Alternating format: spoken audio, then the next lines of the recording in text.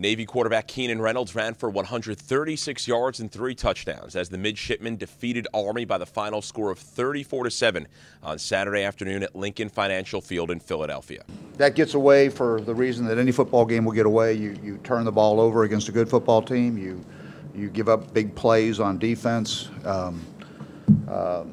You take some big hits in the penalty game. Against a good football team, don't be surprised the score gets upside down. I think we closed that gap the last 2 years, but clearly that gap is opened back up. We can't. That's not.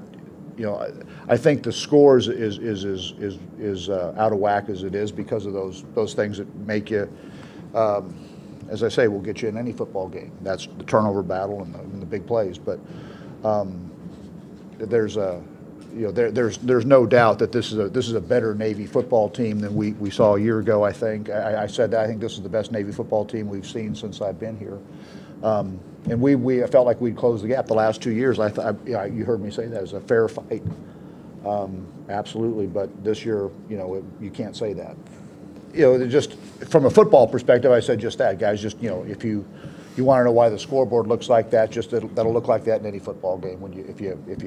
If you're penalized like that, if you give up big plays, if you turn the ball over and get none. I mean, they don't turn the ball over. If you don't, against a good football team, that's going to make it really hard. But more importantly, I told them that this.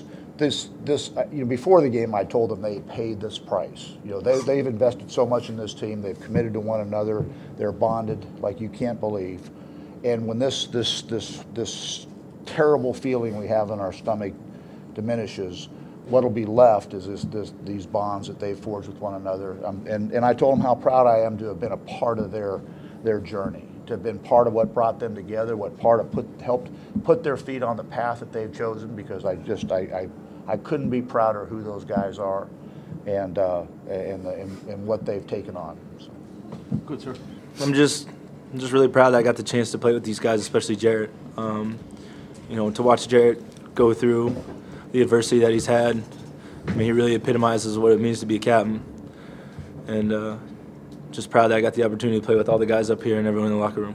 Basically, the decision on me to play was kind of the doctors felt confident in the bone staying in place, and they felt that with the cast after the week of practice that I'd be able to go. And they asked me if they thought I could do it, and I told them, I can walk, I can play. Like, this team's special, and I was never going to miss a chance to play with this team. It doesn't really matter what was wrong with me.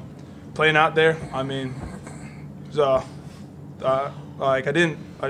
couple crucial mistakes. I don't think mine's not to blame, but the arm didn't really affect the way I played. I think I played about the same.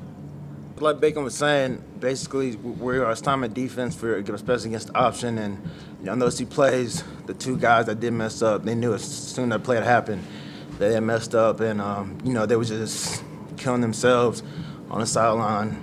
Really just didn't know. They just want to get back out there and prove themselves. And that's what it comes down to. Like Bacon was saying, we just got to play better as individuals and collectively as a defense and not have those type of errors. The victory improves Navy to 8-4. The midshipmen will next be in action in the Bell Helicopter Armed Forces Bowl against Middle Tennessee State on December 30th. Army, meanwhile, finishes its season at 3-9. The final score from the 114th Army-Navy game presented by USAA: Navy 34, Army 7 at Lincoln Financial Field in Philadelphia. I'm Rich DeMarco.